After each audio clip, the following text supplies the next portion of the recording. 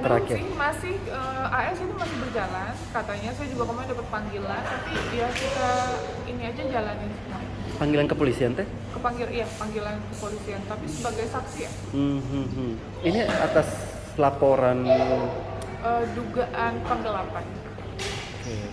Dan sampai sekarang masih dalam proses Masih berjalan. pemeriksaan teh? Iya, kemarin sih sempat dipanggil, tapi saya lagi ada kedukaan, jadi belum bisa hadir.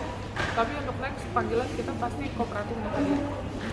Panggilannya kapan teh kalau boleh tahu teh nanti untuk berikutnya? Oh, belum ada lagi, belum ada info. Kemarin panggilan pas salah satu keluarga saya ada meninggal, jadi saya nggak bisa datang. AS sendiri juga akan dipanggil lagi nanti teh? Katanya pihak dari sana sudah komplit ya. Oke. Tinggal pihak dari kita. Oke, dari sana sudah komplit berarti dari TT. Artinya mungkin teh. AS jadi tersangka kan dia melaporkan. Jadi dia melaporkan dugaan penggelapan. Gak ada yang digelapkan. Iya. Kita di sini di yayasan cuma ditumpangin. Ya, saya disuruh mengamankan uang 1 miliar dari DS, ya kan. Bank DS ini menyuruh saya amankan. Oke, 300 juta itu istrinya AS sendiri di podcast tersebut yang mau memberikan. Kita juga ada bukti chatnya.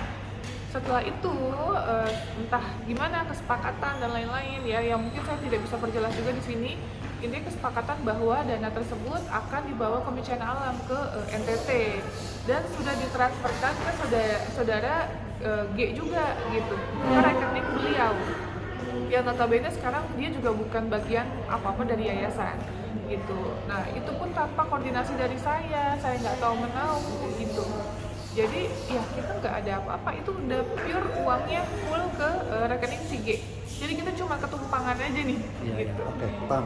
Oke teh, mungkin masih ada komunikasi nggak sih teh sama mereka, atau tahu kesehatan, mungkin kondisi kesehatan dia udah seperti apa sekarang? Kita tidak ada komunikasi sama AS, tidak ada komunikasi sama saudara G atau DS, saya tidak ada komunikasi sama sekali.